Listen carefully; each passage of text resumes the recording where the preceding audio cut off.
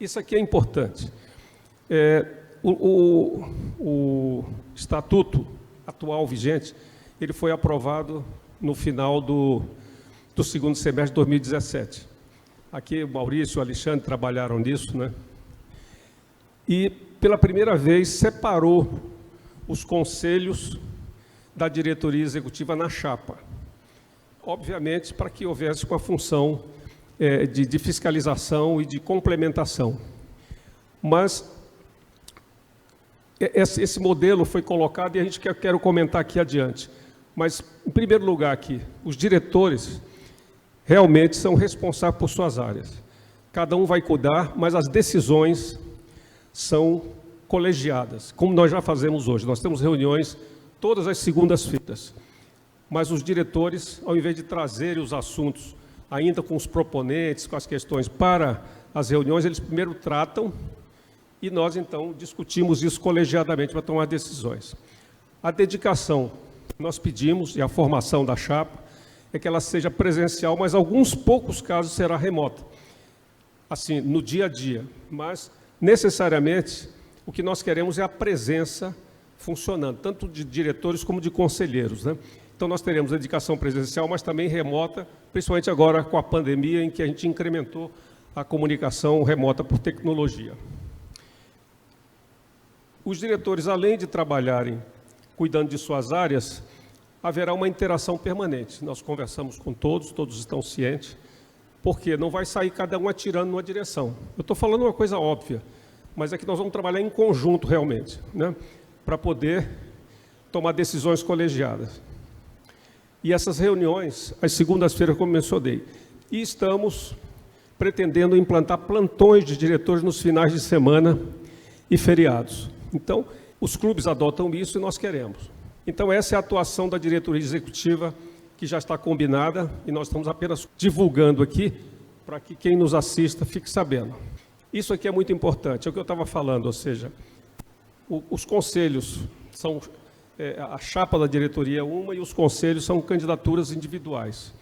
Mas nós queremos não exatamente formar um mesmo grupo, mas ter uma interação visando convergência, ou seja, nós acertamos, por isso essa reunião podia ser só da diretoria executiva, todos os conselheiros, sejam presencialmente ou remotamente, estão participando, porque nós queremos trabalhar na convergência. O conselho, ou os conselhos não são Ministério Público, ou são Polícia Federal, não, é o seguinte, acertamos as grandes diretrizes, então podemos e devemos conversar no dia a dia, tratando de grandes assuntos, porque a gente nem encaminhará um assunto importante sem a prévia comunicação do Conselho, ou então o Conselho ficar sabendo por uma comunicação burocrática. Não, vamos sentar e conversar, vamos assistir uma apresentação e a gente já encaminha essa convergência. Ou seja, isso é importante para a ASES, está conectado às diretrizes, aos propósitos, tudo bem. Então, essa é a expectativa que nós temos, e com base num planejamento, obviamente. Então, não vamos desrespeitar a autonomia, mas vamos procurar ter sintonia da diretoria com os dois conselhos, né? Principalmente o conselho administrativo, né? E podemos ter reuniões conjuntas com a participação, como já aconteceu nessa gestão que encerrou recentemente. A gente convidou várias vezes o Alexandre, o Maurício, o Loyola e outros que vieram ver assuntos, propostas e tal. Olha, a gente está pintando isso aqui, e a gente trocando ideias e já encaminhando para uma possível conclusão ou dar um encaminhamento que prospere ou não, né? Mas já com uma visão geral de todo mundo. Então, por que não? A nossa expectativa é de trabalhar em articulação permanente com os conselhos. Essa é a nossa expectativa, porque apesar do conselho ter, como eu falei, esse papel dele, que é o de fiscalizar, de orientar, tem poder de veto, tem poder de apresentar uma outra ideia perante a Assembleia, mas nós queremos ajustar isso no dia a dia. E o modelo de gestão, que já estamos praticando, mas agora com mais participantes, porque a gente atravessou uma gestão que começou atuando efetivamente. Depois, com 2, depois voltou para 3, depois voltou para 2. Aliás, teve um momento 4, foi quando o Pena entrou. Então, veja só, foi um esforço monumental porque é importante que os diretores participem realmente, né? A gente chegou até a dizer assim, a gente gostaria que o diretor, no mínimo, pensasse na ASES, né, quando não estiver na ASES, porque a gente está ligado, porque é uma enorme responsabilidade e nós temos assuntos todos os dias. Então, a gente quer uma desconcentração e uma melhor divisão de trabalho, não só dos diretores, como do corpo funcional. Isso aí nós já começamos a conversar, em que a gente vai fazer uma revisão da divisão da força de trabalho, dos processos de supervisão. Nós teremos atuação de assessores voluntários, como é o caso do Pena, que muito generosamente nos ajudou e foi uma ajuda fundamental. Houve sócios que questionaram, para o nosso espanto, o que o Pena faz aí. Imagina se não tivéssemos o Pena, teria sido muito pior, né? Não é que foi ruim, mas assim, foi um esforço grande. E o Pena, como vocês viram, até pela apresentação que fez, ele tem uma atuação magnífica, né? Com a experiência que ele tem, com o currículo dele e com a própria pessoa, o seu desempenho pessoal. Então, hoje, nós temos incorporado o Hélio Gaioso, que vai ser um segundo Pena, se você me permite, Hélio, falar assim, ou seja, alguém que não tem um cargo de diretor, mas que vai estar no dia a dia conosco, ajudando, porque mesmo com a diretoria plena, a gente precisa de trabalho. E outros poderão surgir. Por que não? Talvez antes a ASES nunca tenha pensado nisso. Ó, quem não é diretor, o que faz aqui fora? Poxa, o que a gente mais quer é ajuda. O que não falta é trabalho. Não é desordenada a forma de atuar, mas precisamos de ajuda. Então já tem outras pessoas, que eu não vou citar o nome aqui, que estão dispondo, olha, não concorri, não pude, não posso assumir um compromisso integral, mas estou aí para ajudar. E vai ajudar. Essas pessoas vão ajudar. O Furastê, que é o vice-presidente, e o Roriman se comprometeram a dar expediente na ASES, ou seja, de estar aqui com uma presença mais contínua. Isso é importante demais para o corpo funcional, é importante para o sócio, para o walk around, né, de estar olhando, girando tudo. O Pena fazia isso, o Ney fazia muito bem. Então, essa presença é importante. Então, nesse modelo de gestão, nós teremos diretores presentes e atuantes. E o Tony e o Jorge, que trabalham no SERPRO, são duas exceções. Nós tivemos muita preocupação de ter diretores ainda trabalhando profissionalmente, né, nos seus empregos, porque isso reduz muito a sua possibilidade de trabalhar. Mas já conversamos com o Tony e com o Jorge, que eles vão fazer todo o esforço de, mesmo trabalhando no SERPRO, ter uma participação bastante ativa, não é isso, Tony? O Jorge está viajando, mas está nos assistindo remotamente. Então, é esse o modelo de gestão. Implicitamente é isso. Nós vamos rever processos de trabalho, divisão de tarefas, para que a gente coordene isso, mas que a gente tenha, resumidamente, uma diretoria atuante e presente. O Ableiton vem aqui à frente para falar, porque é o presidente que acabou de encerrar a sua gestão brilhantemente. Obrigado, Luiz. Boa noite a todos e a todas, os que estão aqui presentes e os que estão remoto. Eu não posso deixar de iniciar isso aqui, como sempre, agradecendo as pessoas que me apoiaram.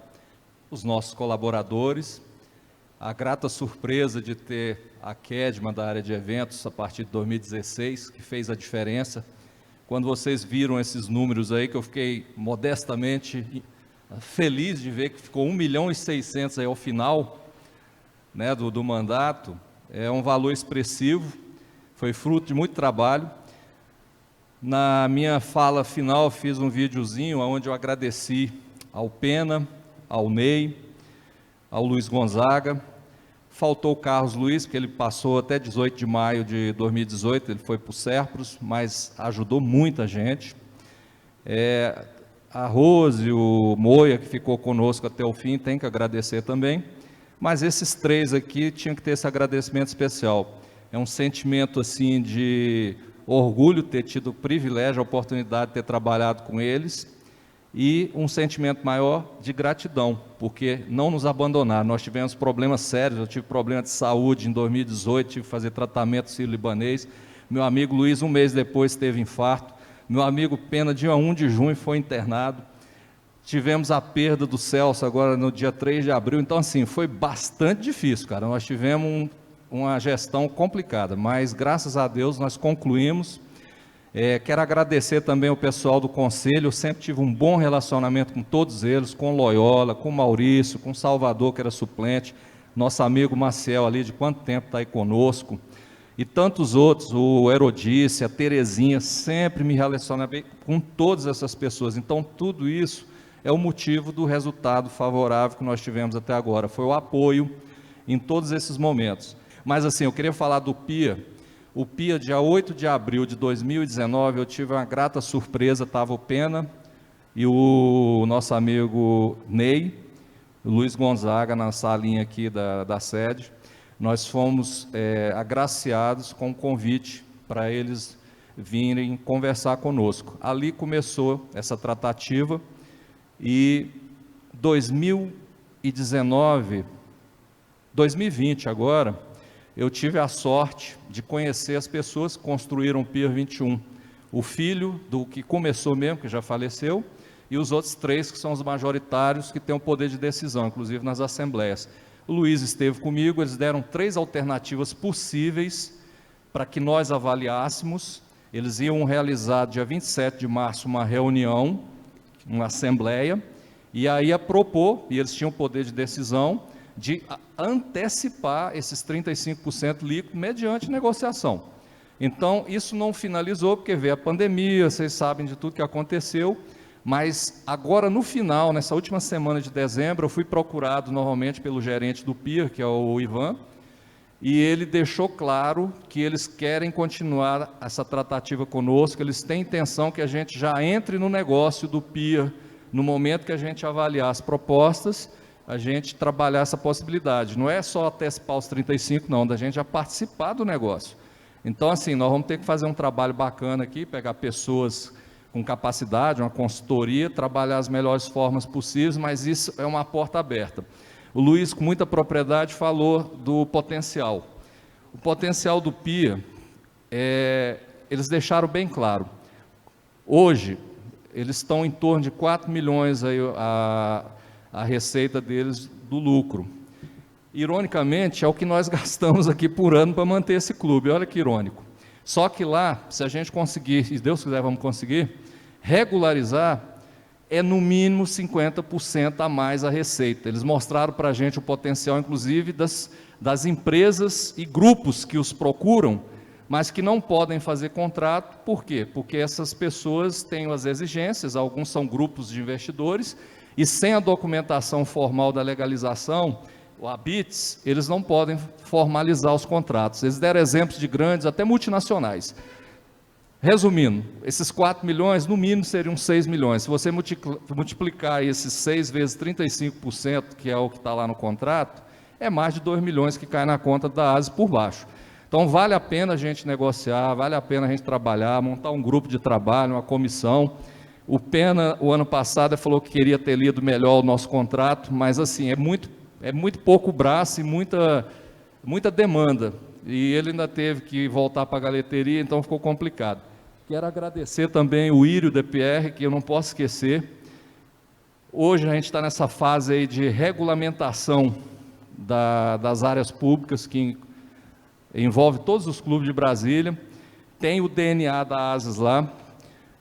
Desde o início, lá em 2018, quando eu iniciei o mandato, eu já estava trabalhando desde 2016, mesmo como diretor sociocultural, eu ia nas reuniões, e no final de 2018, eu tive a grata satisfação de estar lá no dia 26 de dezembro, quando foi sancionada a Lei 6248, que propiciou da gente não ficar levando mais multa, de ficar bloqueando, igual era a ASES aqui, a gente parecia que a gente era perseguido. Então, de lá para cá, a gente conseguiu resolver essa situação.